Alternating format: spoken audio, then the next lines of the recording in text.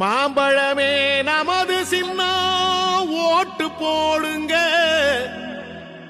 அன்புமணியே நமது தலைவர் ஓட்டு போடுங்க.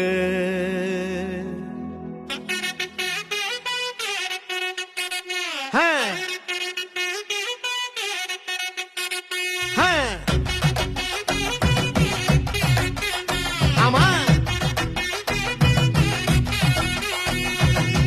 ஓட்டு போடு ஓட்டு போடு, மாம்பழத்தில் ஓட்டு போடு.